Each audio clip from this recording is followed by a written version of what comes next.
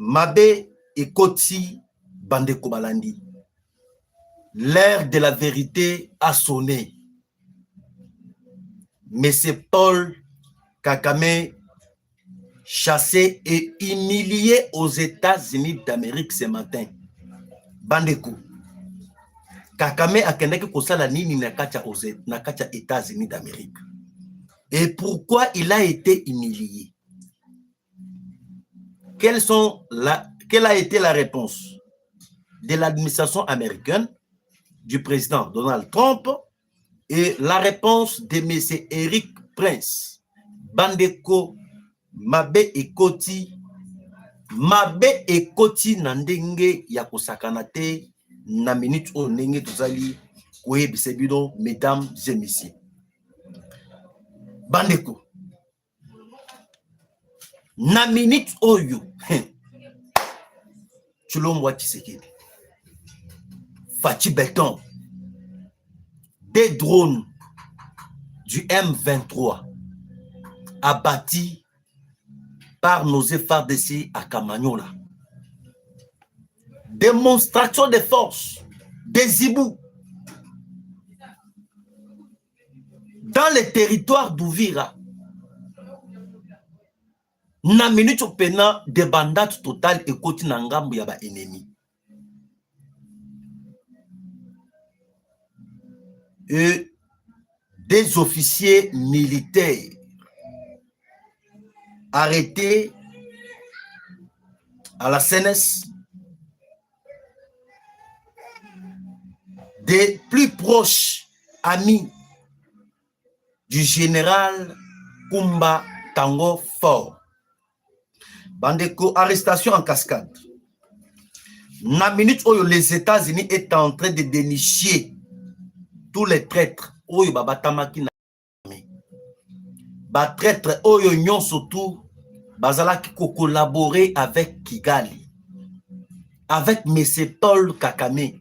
Les États-Unis d'Amérique est en train de dénicher. Kobi misabango na poisa. Epele bakanga milisusu na mokolo ya lelo na ndenge ko sakanate.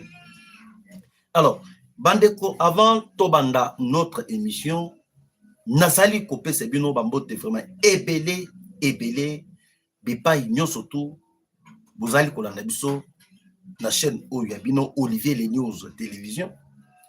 Merci vraiment une fois de plus na bande konabiso ba diaspora partout dans le monde.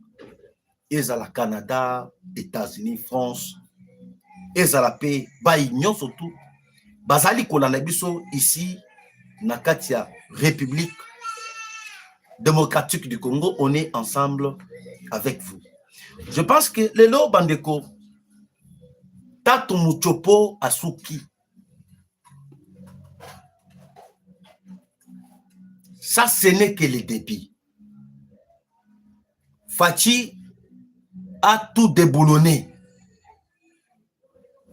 Na minute onenge tozali koyebi sebino Paul Kagame a commis mal vie partout au monde. Ezala na Union africaine, ezala na SADC, ezala na l'Afrique de l'Est, ezala na communauté internationale. Et na minute oyo, après avoir chassé hier na kati ya Addis Abeba, le lot, ça devient le tour des États-Unis d'Amérique. Mais c'est Paul Kagame a kendaki na kati ya États-Unis depuis hier. Et bokoyoka réponse. Oyo, l'administration américaine ba outu ko répondre, mais c'est Paul Kagame. Na minute oyo, il est aux États-Unis.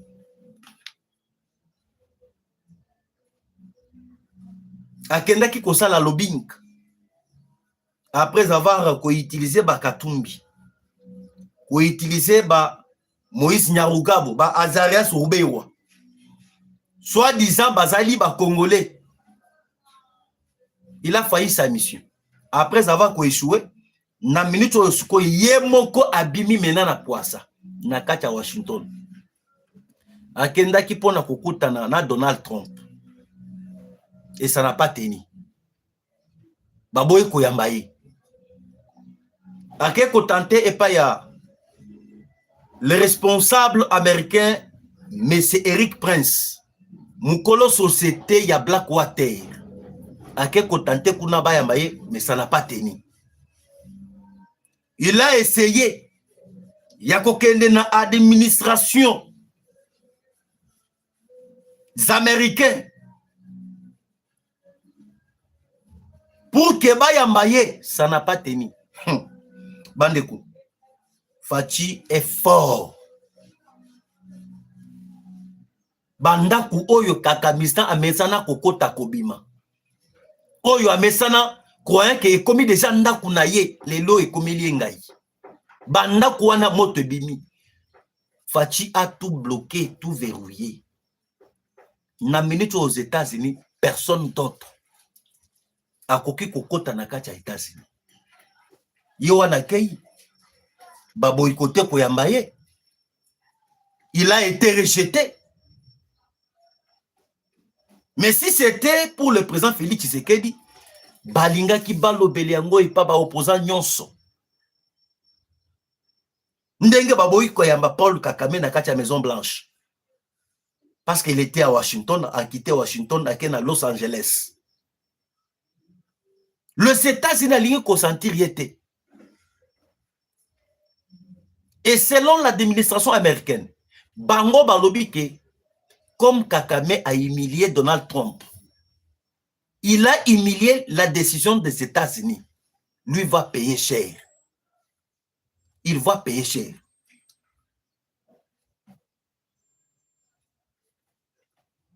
Et selon les États-Unis, Bango balobi balingi ko sentir ye ata mukete. Comme Batumsusu, Basolo Kabango.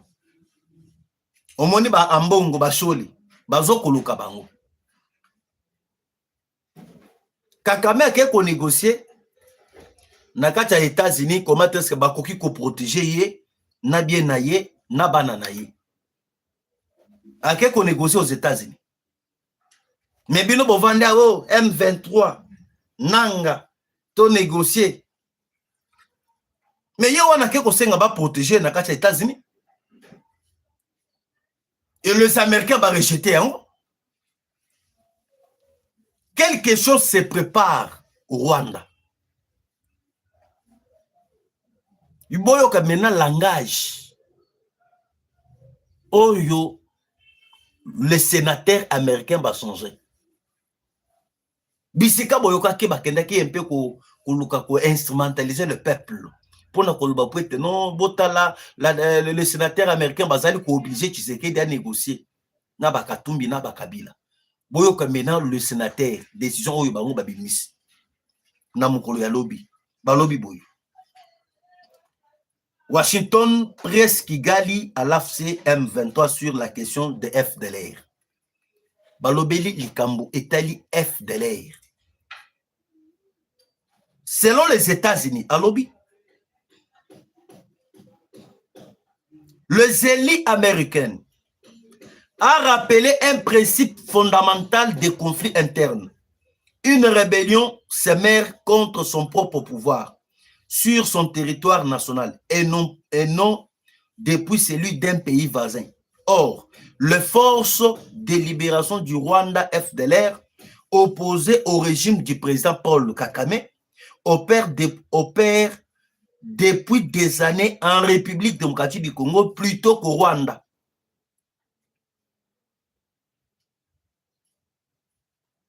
Cette situation soulève des questions sensibles au sein de l'opinion des FDLR.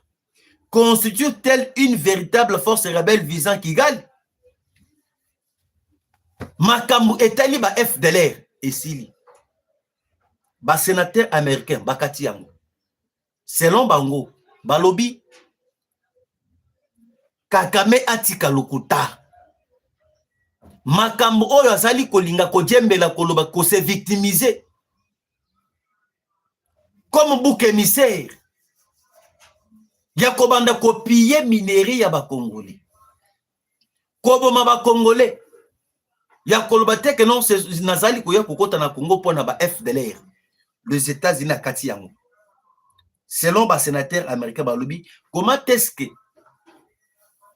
soit disant un groupe de rébellion, yango etikala jamais konyata makolo na bango na kati ya Rwanda, kopiye, koboma na kati ya Rwanda, que plutôt bango basali kosala ba massacre na pays voisin. Ya lokuta ya M. Paul Kagame. Yango moni, après sentir que sa vie est en danger. Ayebi de ça, les États-Unis est en train de préparer contre le régime du Rwanda. Il a cherché maintenant à aller sauver sa peau, d'aller négocier avec les Américains, d'aller plaider pour son cas. Baba Telaye, Nabilo Konaye, Nabananaye. C'est déjà fini. Bandeko. Montoye ko cloué Paul Kagame, bien, c'est Massad Bolos. Massad Bolos, yende kutoye ko soukisa makambo. Na mokolo ya lobby sur TV, sur Télé 24, il y a français. Massad Bolos a cloué. Selon Massad Bolos, Oyo aye concloué définitivement M. Paul Kagame. Massad Bolos a lobby, le Congo a respecté l'accord. Depuis ton signé accord, Congo a tikala jamais pour violer cet accord. Et Batu Oyo va violer l'accord. C'est le Rwanda de M. Paul Kagame. Merci beaucoup Nande Kunangai exaucé. Moulanga. Merci beaucoup na Mambuka. On est ensemble. Bandeko. Les États-Unis va confirmer. C'est le Rwanda qui a violé les accords. Le Congo n'a jamais violé aucun accord. Balobi, Rwanda Kotaki na Uvira, il a massacré le peuple congolais. Rwanda a koti na Uvira, asali badega, batu bakufi. Et Massad Bolos est allé plus loin. Yakoloba. Nous avons des images capturées par satellites américains. Kamuntukai. Hein? Kamuntukai. Le criminel vient de partir. Vous allez bino makambo. Oh boyoki penam. Donald Massad Bolos ou azali bouche autorisée il y a Donald Trump. A détaillé à la question comment est-ce que le régime à Kigali va partir, va s'effondrer, tout, il a tout parlé. Massad Bolos sur France 24. Yoka Makambalobi.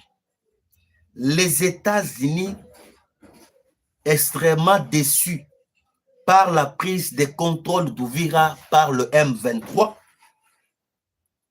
même si les forces du M23 se sont depuis partiellement retirées. M23 et les Rwandais sont responsables des dernières violences en RDC. Grave.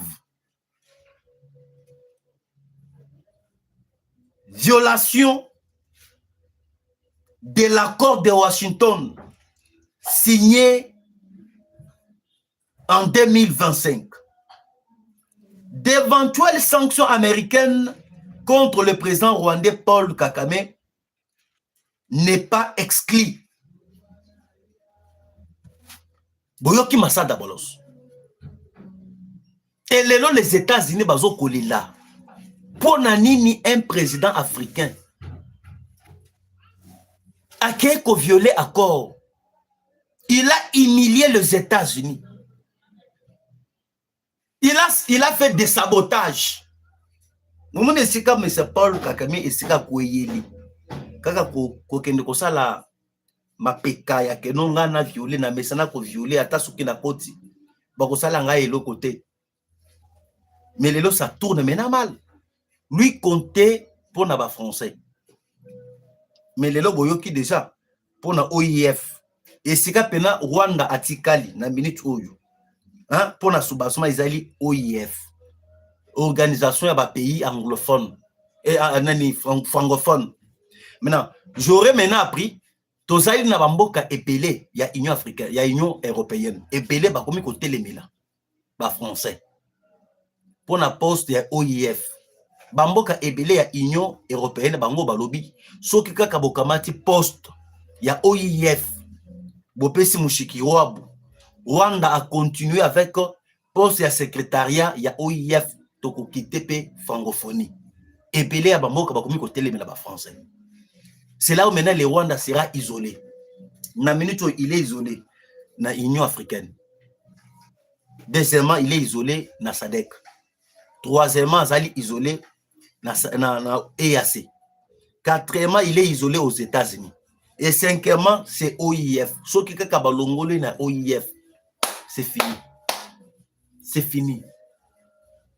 Boebi, les États-Unis, a beaucoup de précipitation qu'on frappe Rwanda. Pourquoi?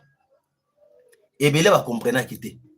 Et Belé va Congolais qui vraiment assoiffé Tobeta Rwanda, États-Unis à réagir. Les États-Unis ont joué avec l'intelligence et la sagesse. De quelle façon? Na minute où Rwanda azalaki na ba minduki epelé. Tant on bandaki comment na bandaki ko s'enorgueillir devant les Américains, azalaki na ba minduki epelé. Oyo alobaki dernièrement que non, même si ba pesa ba sanction, na kobanga eloko te nazali je dois me défendre. Attaquer motema na ba minduki. Et minduki oyo kikali abandaki ko compter. Ezalaki minduki oyo ba français. Basalaki déplacement na kati ya Niger parce que ba français bazalaki na ba base na bango militaire na kati ya Nigeria, na kati ya Mali, na kati ya Burkina Faso, na kati ya Niger. Lorsque na kati ya Niger ba bengani ba français. Na Mali ba bengani ba français. Na Burkina Faso ba bengani ba français. Ba kamati ba base militaire na bango nyonso wana. Ba faire déplacer minduki na bango. C'est ça même l'arrogance. Mais Paul Kagame abandaki ko s'enorgueillir. Maintenant, les Américains à travers Donald Trump atali.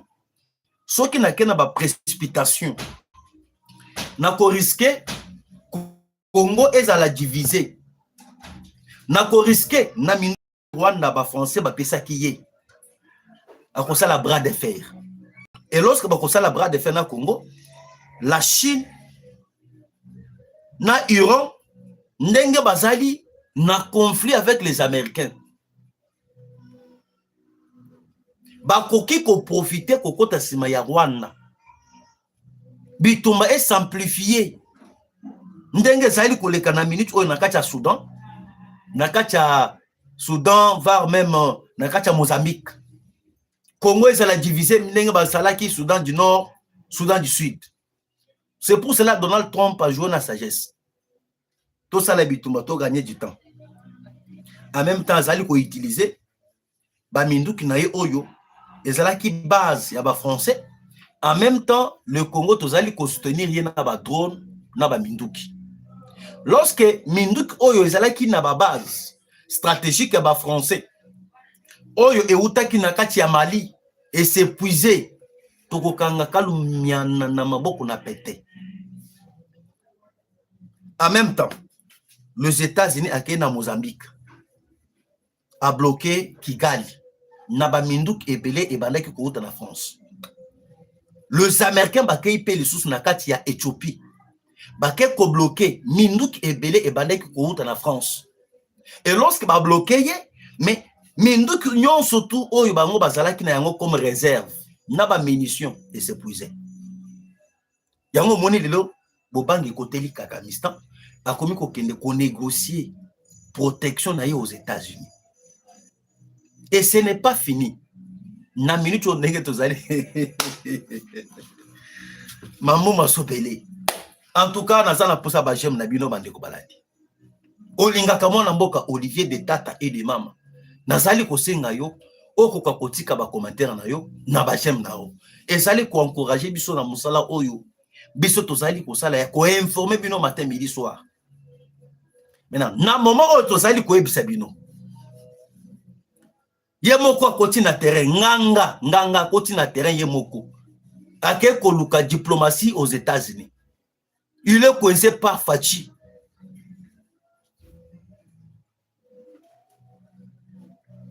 Et là, je vous confirme. Va bloquer. Donc, les États-Unis ont joué une sagesse.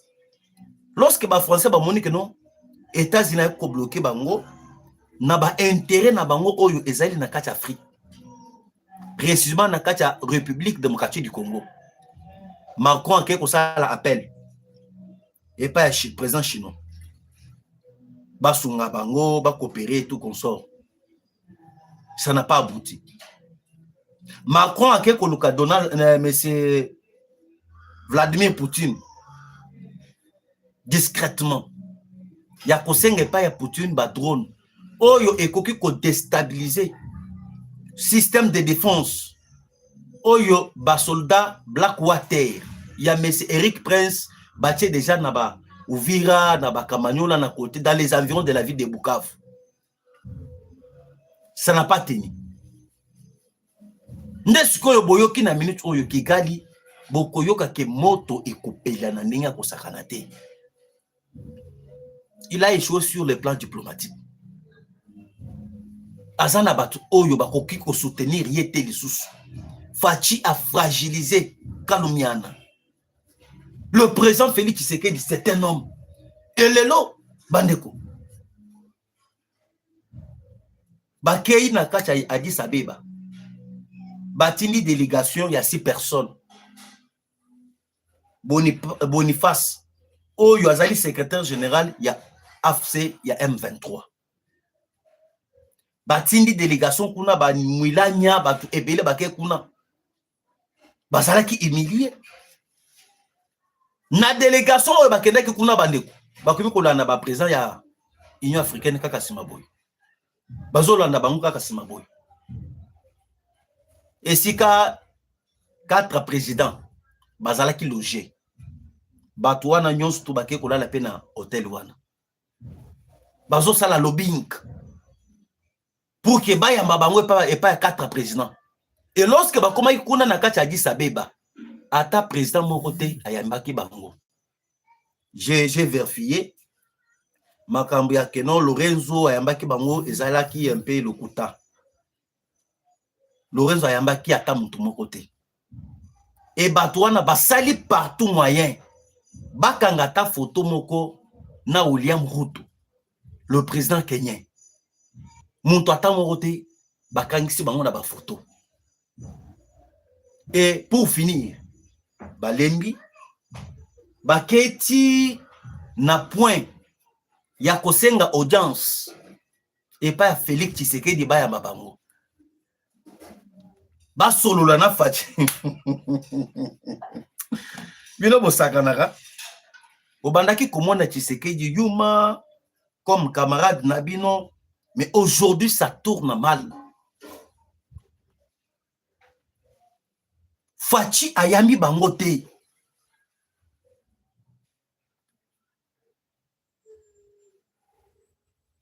Fachi a rejeté leur appel.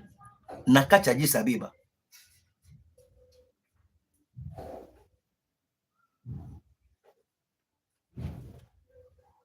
Lobbying échoué du M23. Arrivé à Addis Abeba, le représentant de l'AFC par M23 ont lancé une opération de lobbying désespérée guidée par le renseignement rwandais en tentant d'approcher plusieurs chefs d'État africains directement dans les hôtels. Ils ont même pris des chambres dans le même établissement que 4 présidents africains avec un seul objectif, forcés de rencontrer informels pour expliquer la cause du Rwanda. Bazui yangote. Na minute yo ba président ebele ba komi ko banque.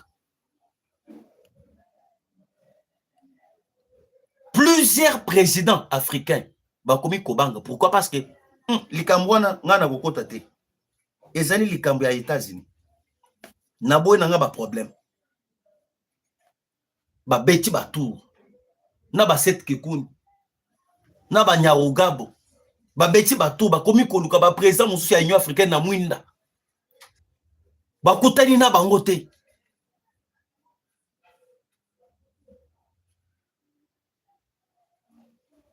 Et selon les sources, ils sont même allés jusqu'à envisager de demander une audience à Félix Tshisekedi. Après avoir rejeté partout, ils passaient encore pour aller voir le président Félix Tshisekedi. Makambo esili. Biso toyebisa kibino que les États-Unis d'Amérique asimbi Lorenzo na litoi. Tolingi koyoka makambo ya dialogue na Congo te. Makambo ya dialogue, c'est déjà une page tournée. Une page tournée. Et il a essayé maintenant, Tali, Kakame avandi, Kabila avandi, komi ko raisonner que non, cette fois-ci, il faut passer dans la pression. To déstabiliser Tshisekedi. Ko déstabiliser Tshisekedi, komi ko appliquer numéro na bango ya suka. Ya ko allumer guerre na kati ya armée. Lelo, je vous dis, la blague azate. Plusieurs services et renseignements à États-Unis. Il y a cyber défense. Bazali ko collaborer avec les gouvernements congolais. Bakangi déjà des généraux et de bakangi des personnes. Mukulu ya lobby.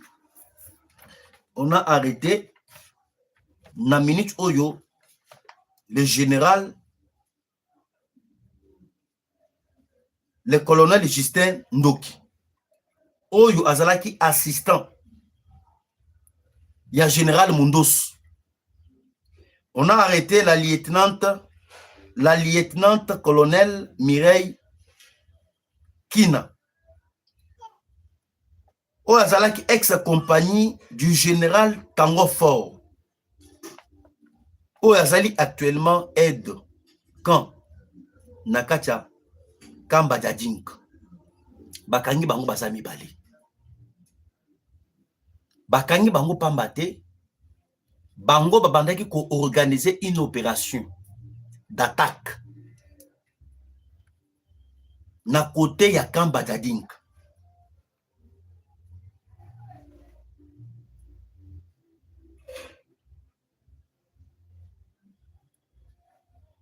Mais actuellement, je vous tiens à vous confirmer. Beaucoup ça l'a surpris, le général Tango Fort. Yépe bakotie maboko. Bas service de renseignement.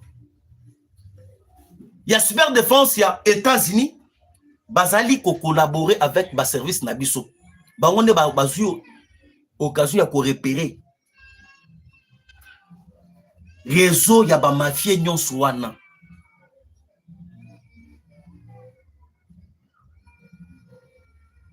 Après avoir tenté et échoué,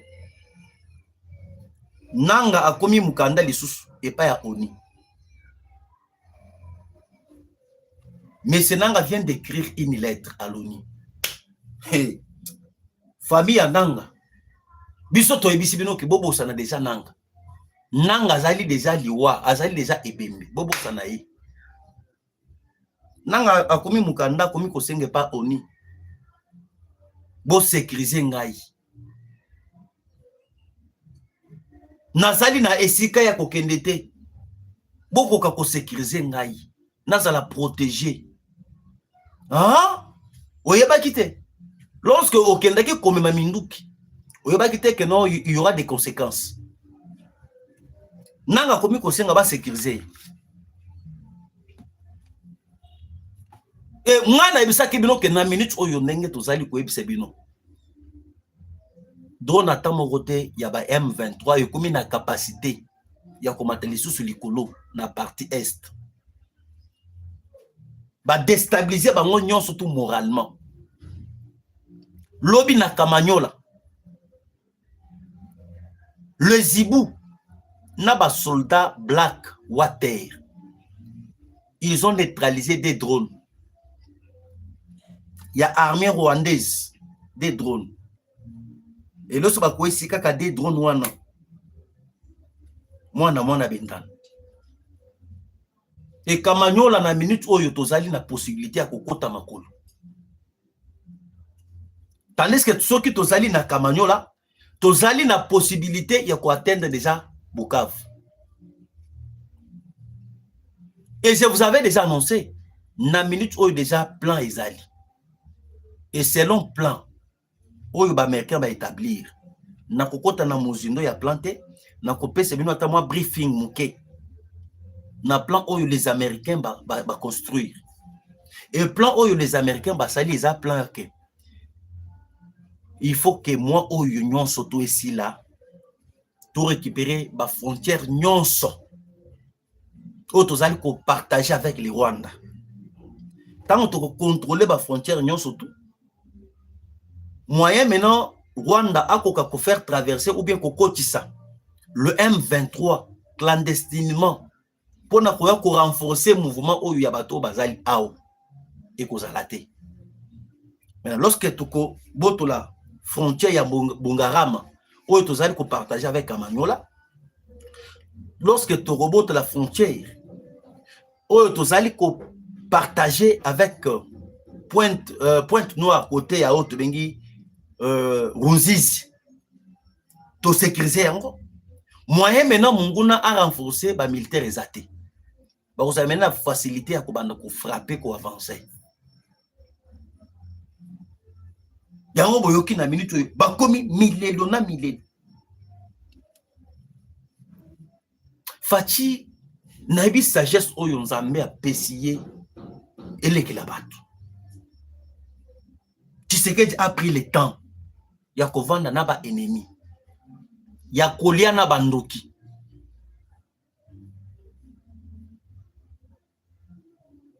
Fachi alobaki dernièrement na top conquête qu'est-ce qu'il avait intervenu à lobby ngai na zoratan ya koyeba muntu kopusa muntu pembeni lorsque nazali kopusa muntu pembeni na kozala na ba possibilité ya koyeba muntu wana koyeba comment est-ce qu'il fonctionne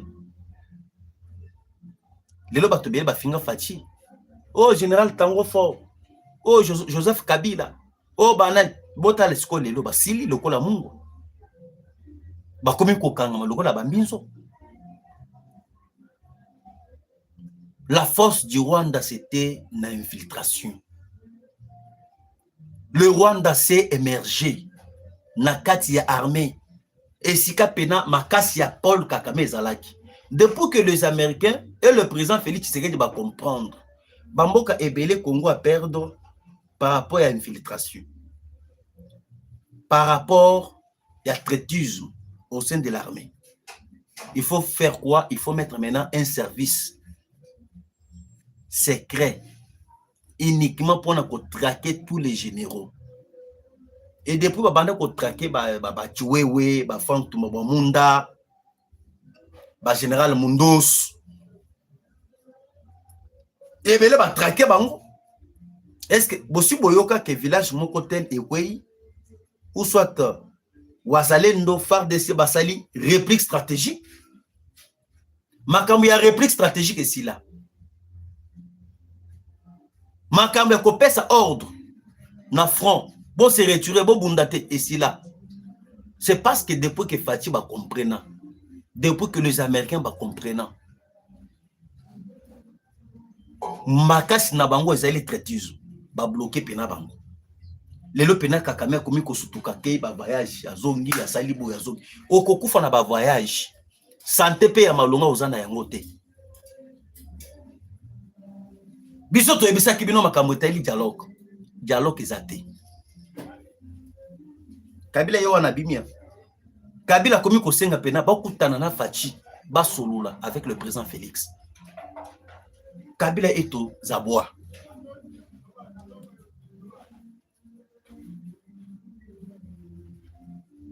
hein lelo bakomi ko senga dialogue bakomi ko insister ezali c'est parce que Faci azali fort ba formé batu dernièrement na chance zo formé batu na chance ou batu ba koya mena ko attaquer ko récupérer les sous Uvira ko récupérer Kisangani botu na bango batu ba utu ko formé dernièrement bakomi ko kanga bango lokola ba binzo ils ont formé oui est-ce que ba percer ba continuer na bitumba et lelo je vous dis ba kangi batu ebele na Rushu bato bakendaki ko former dernièrement ko la bango na bilili que non sont des commandos bakamati bato mo boy ba yebi ata bitumba te et ce sont des commandos bino bokoya ko sala face na bato ba yibu bato ba yokoli pena bitumba ba nani bitumba ya jungle bitumba ko bunda butu et c'est bino boko sala face le zibu bakangi bango lelo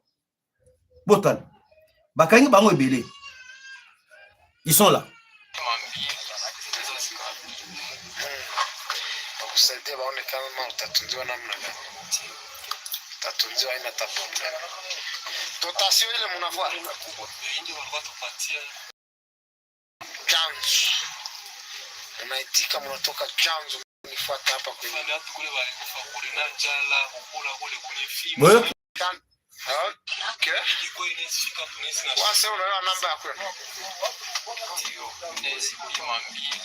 Hizo siku. Kusaidia baone kama utatunziwa namna gani. Utatunziwa ina tapotea. Dotation ile mnavua bauti na chance nzala makasi ya kubunda pe ezate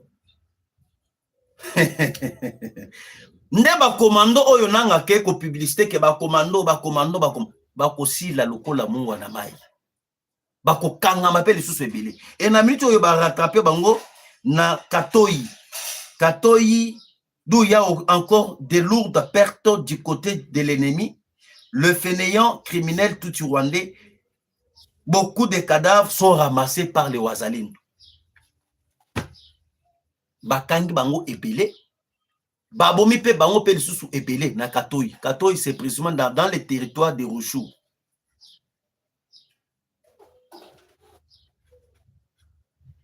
Bandeko, bomoni Rwanda wana. Libération et cause la totale. Moni ndenge basalaki Mobutu. Ndenge pe Kakame akokweya. Rwanda oyo bozongo na Rwanda wana bandeko na biso ba-africain bakoza la libérer. Et tokokota Rwanda pena na makolo. Biso moni na kacha Rwanda, biso tokobundaka te yeba yango. Tokotikala kobunda te. Kakame basi ba lâcher pa ba mindele. Ndenge Mobutu asalaki déjà na suka. Ba mindele ba yeko lâcher Mobutu. Bakota kia wa makolo. Sans que bitombe bundama na capitale. C'est comme ça avec les Rwanda. Kigali pena je vous dis batu bakokota pena makolo. Bake bazu pouvoir na pété. Na pété. Hein. Toko kamata pe ata moi tokamati ata Kazadi. Ou soit Ilunga. Toche président ya kacha Uganda. Et tokamati pe lisusu ata Mutombo. Toche na kacha Uganda. Biso toko contrôler Afrique oyo. Lorsque M. Paul Kakame bandaki koloba que non, Tshisekedi devient un enfant gâté des États-Unis. Il sait pourquoi. Ayebi que intérêt nyon surtout ya ba américain et comme et ayebi très bien que non, na minute oyo, shit na ye ezali déjà confirmé. Tant qu'ayeba ki déjà que shit na ye komi na suka, il a tenté ya ko somba ba mbongo, ko instrumentaliser les mbongo, les chole, battre les régimes en place et syndika kate. Oni azalaki na bato ba onisien na mboka na ye. Ayebi bango nous avons mangé ensemble. On doit se défendre ensemble. Tellement que pays Congo pendant 30 ans, avec l'ONU, on est comme ça la moyen pour protéger Paul Kagame, et tout consort, et Simbika Kate. Trump a dit que ONU a l'incapacité de protéger le peuple. ONU a yebi musala na été. Likambu ya Paul Kagame nga na yebi sibino que et c'est sili déjà bandu. To banda ko bete mena masolo mususu. Il y a développement, il y a République démocratique du Congo. Kabila nenga zawana. Tant bomoni abimi Kabila abimi pambate. Bazala qui n'a coup d'état préparé. Joseph Kabila batamaki. Babandaki ko préparer coup d'état en coulisses. Il y a ko éliminer le président Félix. Et lorsque une fois coup d'état est simi, azu avion aye aou. Maintenant les lots makambo ya coup d'état est simi parce que batna bango nyons tout bazali déniché par le service de renseignement ya États-Unis. C'est pour cela bakumi na soni ya komi kobima pour dire que non, tu vois, il faut dialogue et tout consort. Dialogue peut bloquer. Merci. Alors, je vais terminer par ici. Mesdames et messieurs, je tiens à vous confirmer que le DG Chimanga, il y a OCC Azali suspendu. Le directeur général de l'OCC, c'est Chimanga Azali suspendu parce que on a appris. Il a détourné plus de 25 millions de dollars américains. Selon ma enquête, il a détourné 25 millions. Botalan d'abord, un individu, Azali Kozwa 25 millions de dollars. Bazilingi Fatide, 25 millions, on peut payer des fonctionnaires. Mais un individu, Azo Kozwa d'abord, il y a 25 millions. Biso IDPS totikala jamais kubuna pona ba anti-valeur. Biso tobunda pona ba valeur. Il est suspendu par Julien Paloukou. Toluka ba détail ya makambo mususu tokoyela bino et tokopesa toujours bino pona likambo Italie OCC. Alors merci bandeko tokutana bino mbala yaksima bye.